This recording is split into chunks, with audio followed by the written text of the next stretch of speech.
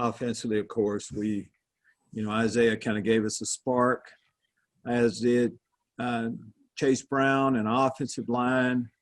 So many things. We also did a good job on third downs offensively of, keeping drives going. And special teams wise, we had some core players that stepped up. Kendall Smith getting a couple big special teams tackles. And, of course, James McCord finishing it up. Had a couple injuries from the game. Alex Palczewski, of course, went down. We'll continue to monitor him. But, again, we're pumped up, which leads us to this game this week against Nebraska. They put a lot of points on the board against us the last couple of years we played them. We played them tough last year, of course, but weren't able to get the win. Looking forward to going to Lincoln and playing them this year.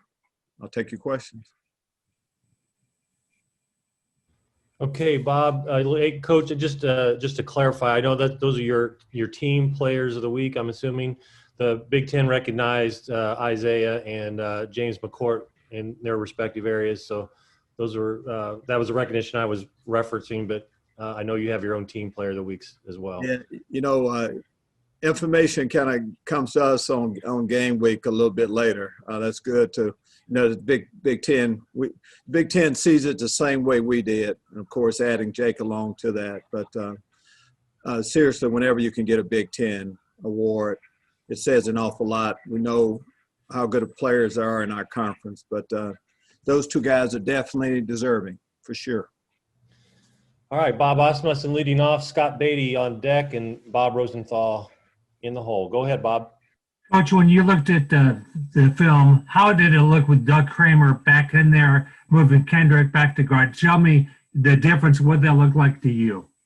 Well, Bob, it looked the way, we've seen that picture we've seen quite a few times. Doug Kramer is an excellent football player, so to get Kendrick back in his rightful position, both of those guys, of course, played well, which they normally do.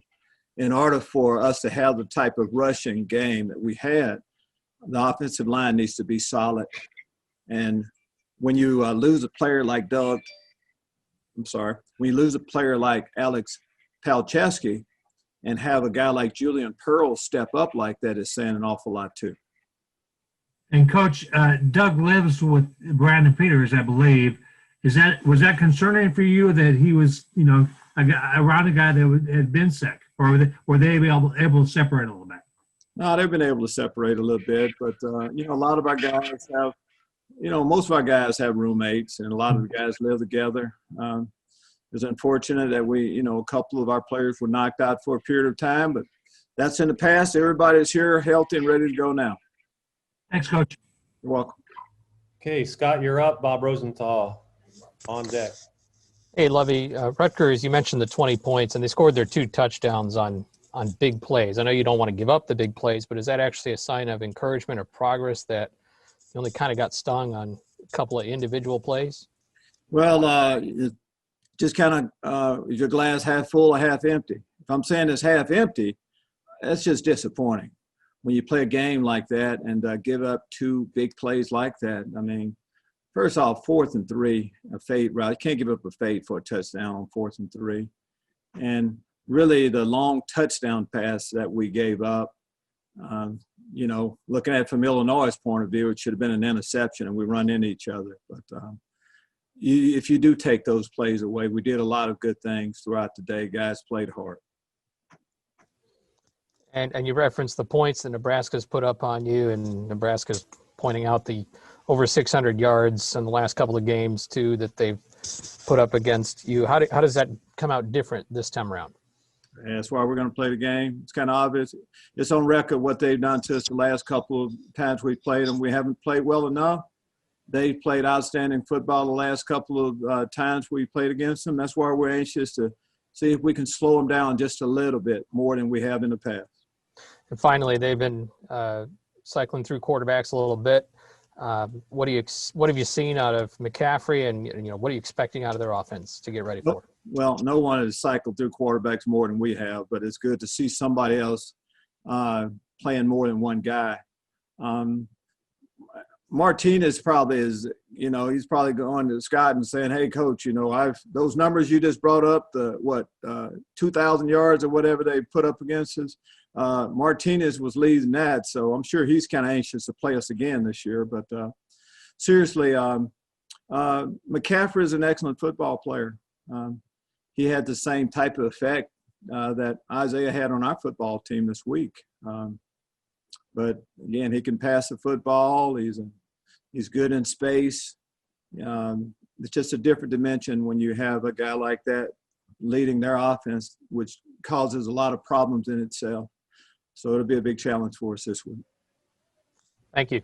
Well, Okay, Bob Rosenthal, Jeremy, then Alec. Go ahead, Bob. Coach, I'm curious about the quarterback decision this week. You have a player who won the, freshman of the week in the Big Ten and obviously had a great game, but you've got a senior starter coming back. How do you approach that? Will you go with two guys? I know you're not going to name a starter or anything, but how are you looking at that after Isaiah's performance? Well, I mean, you kind of answered all your questions. I kind of listened to all your comments.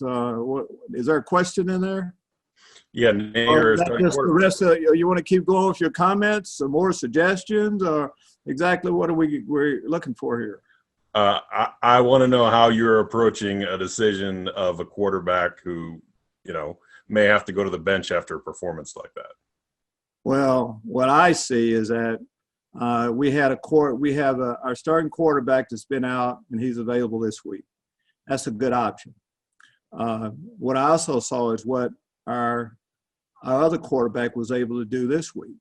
Of course, I'm not going to, say what our game plan would be. I would say that we have, some good options going into this week. That's what I would say. And we're excited about that. We haven't practiced yet this week, so we can't wait to get on the practice field. We have a good plan as we go in Nebraska this week. And how much are you involved in that decision with Rod on, say maybe even in the game of switching quarterback? As a head football coach, all decisions go through me. Let's make that clear. All right. So I'm involved. Everything good and bad that's happened around here comes through me.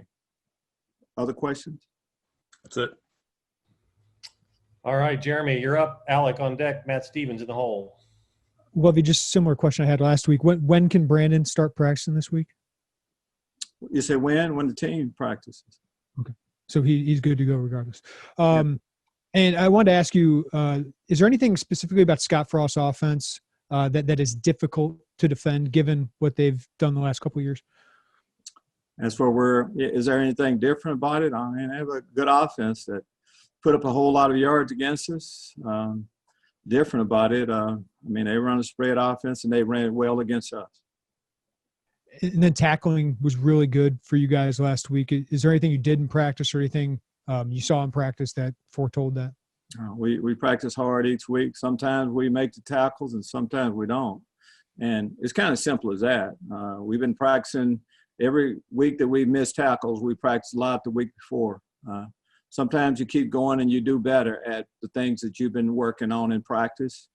And that's what we'll try to do this week is you keep setting the bar each week. Hopefully we can take it to another level this week. Thank you. You're welcome. Okay, Alec, you're up. Matt Stevens on deck. Hey, Coach. Hope you're having a good day. First question I guess I have is kind of relies on Kalon Tolson and his play Saturday. I know that you probably had a chance to watch the film. What do you think evaluating his film allowed him to kind of play a little bit better on Saturday? You say you think I had a chance to watch the film? Is that what you said? Yeah. I did. And you said Kalon Tolson. What was that again? Yeah, he seemed to play pretty well. Had a couple of big plays Saturday against Rutgers. Can you just kind of evaluate that a little bit? Yeah, he did have a good day. He's been consistent. We've asked him to play a lot of positions while he's been here this year. Kalon's a smart player with athletic ability, and he did. I thought he was more aggressive, more physical in the run this past week. Doesn't surprise me. Milo Eifler went down in Friday's practice, last play of Friday's practice. So Kalon didn't get any reps of the week. To be able to play like that was pretty encouraging. Thanks, Coach. You're welcome. Okay, Matt Stevens, then Colin, you're on deck. Couple of house cleaning issues. Like I wanted to ask you about Milo. I know he went down late in that Friday practice. Is there some optimism that he could be ready this week, and that it's not a long-term type of injury situation? He's getting better. As you saw, he was on the sideline. He made the trip with us. Couldn't play this past week. He's been getting a lot of treatment. We don't know what his availability would be for this week. But if not, Kalon will step in like he did last time. But it's not a season-ending injury or anything like that. Same kind of question about Jamal Woods. I know he's probably getting better, but is there some optimism about him being available for your defensive line this week? Optimism, yeah, absolutely. He is getting better. I don't know if you're able to see him also. Both of the guys are getting better. We're able to go this week. We'll see how it goes this coming week. We'll need all hands on deck, of course. And the last thing, I apologize if I'm partialing your words, but I noticed in refers to Robert's question that you mentioned Brandon as your starting quarterback, or at least referred to him as our starting quarterback. Do I read anything into that, or I'm not going to get into any of that either. The word choices and things like that.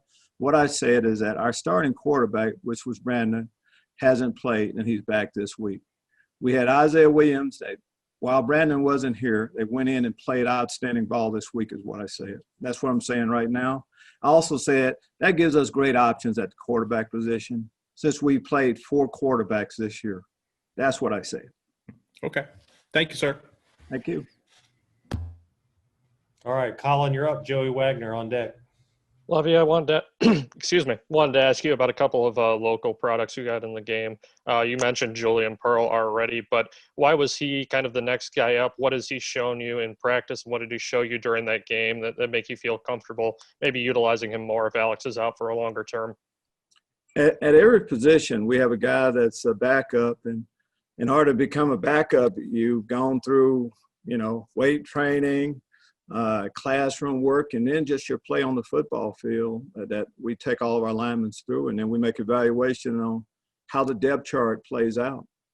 And when an injury happens, it's the next guy up. Julian has done a lot of good things. We've seen a lot of improvement, move from the defensive line to making a commitment to become a good offensive lineman, and you wait for your opportunity. And opportunity-wise, he stepped in, and we were able to keep our offense going. So that's what gives us optimism about going forward is what we've seen from him and a limited amount of action, but he had good plays this past week. If he has to go this week, feel comfortable playing it. And I don't think this individual got as many reps, but Bryce Barnes seeing some action on the defensive line. I know he's been a special teams guy in the past, but what did you like that you saw from him to get him some D-line reps? In order to get that, again, it goes back to what you do in practice. And Bryce has been outstanding in every role we put him in. He walked on and he earned playing time, and he earned more playing time.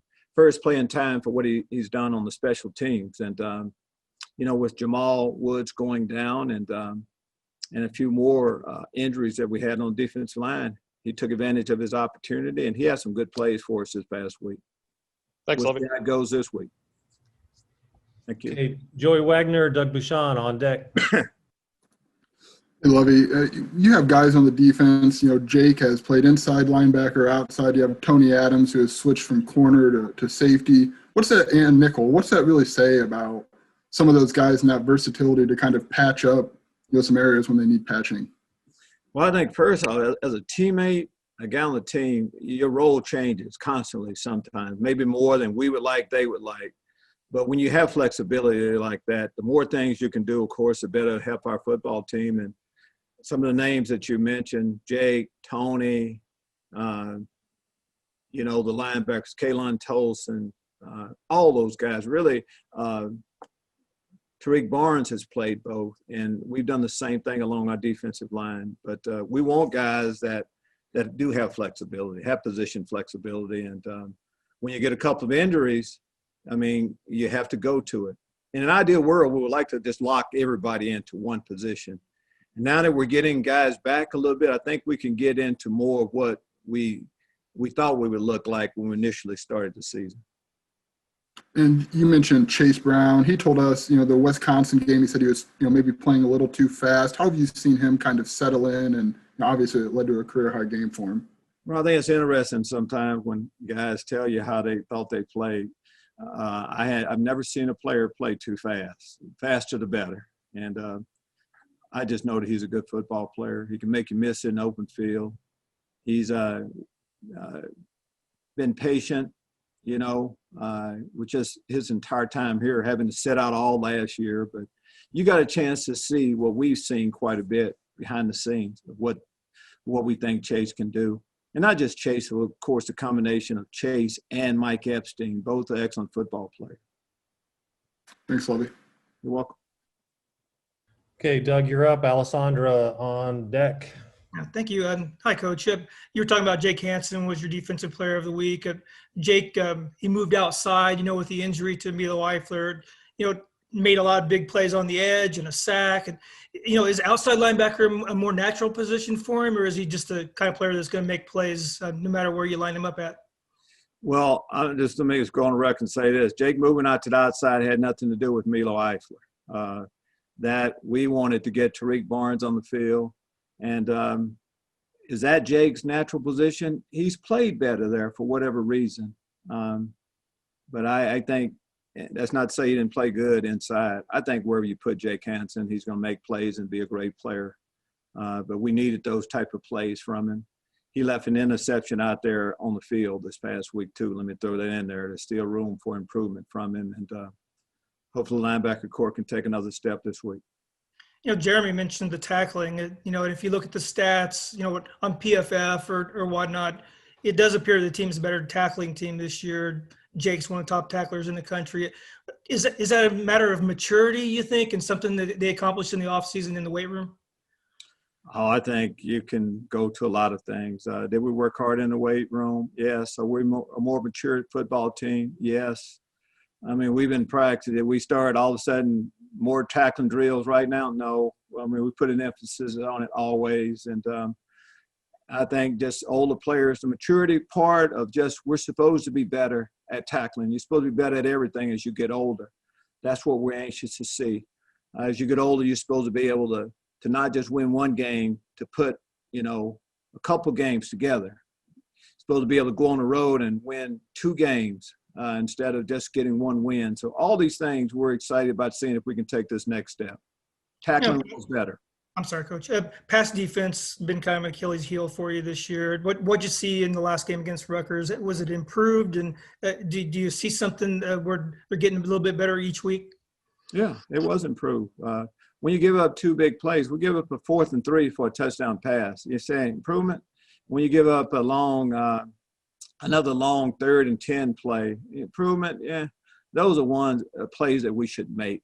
That shouldn't happen. And we had another one that, we were in a basic coverage that we shouldn't have let them get behind us. What I can say is we'll continue to work on the pass coverage part, and hopefully we can eliminate some of these big plays. That's what's killing us right now, of playing good but giving up big plays that shouldn't be happening. Thank you, Coach. You're welcome. Okay, Alessandra and Marley on deck. Go ahead, Alessandra. Hey, Coach, coming off of this win and with all your players returning from COVID, do you feel everything's kind of coming together and this may be a turning point for your team? Well, I hope so. I think you can say it's a turning point when you lost 3 and you win 1 on the road, when you're behind by 10 points. That has to give you momentum, confidence, all the things you would like to say. Getting all of our players back, yeah, we started the season, we wanted this group together, and for the most part, we have most of them back right now. So all those things absolutely have helped. Okay, Marley, you're up, and go ahead, Marley. Hey, Lovie, wanted to ask quickly about Trayvon Sidney. We're halfway through the season right now. Is he gonna get any action this year? He wasn't healthy enough to play last week, Marley. That's about all we know. He's getting better. I see him every day. He's getting treatment. He wasn't quite ready to go last week.